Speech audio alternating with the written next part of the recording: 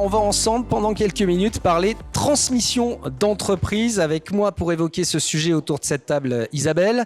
Nicolas est également présent avec nous, tout comme Rodolphe et Renaud. Renaud qui sera mon premier interlocuteur. Renaud, comment est-ce qu'on réussit une transmission d'entreprise ? Bonjour Eric.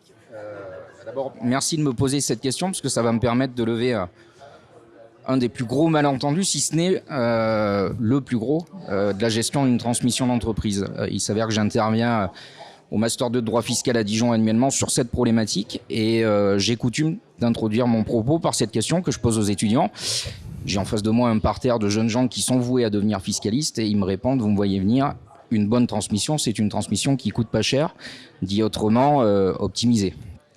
D'accord, écoutez, je vais être franc Renaud, moi je suis pas du tout étudiant fiscaliste, je n'aurais pas du tout répondu cela, mais je peux comprendre qu'un étudiant fiscaliste soit une de ses préoccupations. Moi je vous aurais dit, une transmission réussie, c'est un marché où c'est gagnant-gagnant et où tout le monde à la fin est content ? C'est effectivement une problématique plus globale, avec une difficulté préalable qui est de définir un cahier des charges commun, effectivement, mais c'est une approche pluridisciplinaire qui correspond tout à fait au credo du groupe et de l'offre 360 avec une multiplicité d'intervenants. En tout état de cause, pour revenir à la fiscalité, et j'en parle en tant que fiscaliste, ce n'est qu'un outil de la transmission. Évidemment, quand on a choisi un schéma, on va mettre en place ce qu'on appelle l'ingénierie pour passer du point A au point B, de la situation actuelle à la situation qui a été définie avec le client. En pareille hypothèse, l'adage est connu, nul n'est tenu de payer plus d'impôts qu'il n'en doit, mais encore une fois, ce n'est qu'un accessoire et la situation globale est bien plus complexe et encore une fois bien plus pluridisciplinaire. Effectivement, parce que j'imagine qu'il y a eu une certaine évolution en termes de transmission d'entreprise, non seulement fiscalement, mais également en droit. Et je suppose qu'il y a eu une vraie évolution réglementaire depuis 10 ans, 20 ans, très certainement. Il y a une vraie évolution réglementaire. Je pense que Rodolphe est bien placé pour savoir que l'insécurité juridique et fiscale est une préoccupation majeure de nos clients. Alors là, je vais allumer mon premier petit warning et je vais me tourner vers Rodolphe, si vous le permettez, Renaud, et je vais vous demander ce qu'est bien justement cette insécurité fiscale et juridique. L'insécurité fiscale et juridique aujourd'hui, c'est de mettre en place des schémas et on ne sait pas si dans 6 mois, dans 1 an, ça va encore fonctionner.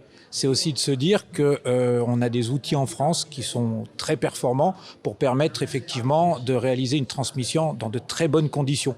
Voilà. Et on a besoin, pour pouvoir mettre en place cette transmission, d'avoir recours à des professionnels, ce que l'on a chez André Le Groupe, puisqu'on a différents experts dans différents domaines qui permettent effectivement de transmettre dans de très bonnes conditions et pas seulement fiscales. Bon merci Renaud de m'avoir permis cette parenthèse, mais on va rester ensemble. Là, on a évacué tout ce qui est insécurité fiscale réglementaire. Qu'est-ce qui rentre encore en ligne de compte pour une transmission réussie ? Alors je vais vous surprendre, mais des considérations qui sont absolument pas fiscales au départ et d'ailleurs peut-être même pas juridiques. C'est d'ailleurs une approche que peut avoir Nicolas avec Canovia, c'est de dire on évacue toutes ces considérations qui peuvent être une préoccupation du client évidemment. Encore une fois, il n'y a pas lieu de devoir payer des impôts à non plus finir sur une opération comme celle-ci, d'autant plus quand elle se passe dans le cadre familial. Mais encore une fois, c'est de dire voilà, on évacue toutes ces considérations primaires et on essaie de se concentrer sur stratégiquement, on est aujourd'hui là au MEDEF pour parler d'entreprise. Stratégiquement, qu'est-ce qui importe au chef d'entreprise? Qu'est-ce qui importe d'un point de vue financier, humain? La transmission, c'est une problématique humaine également.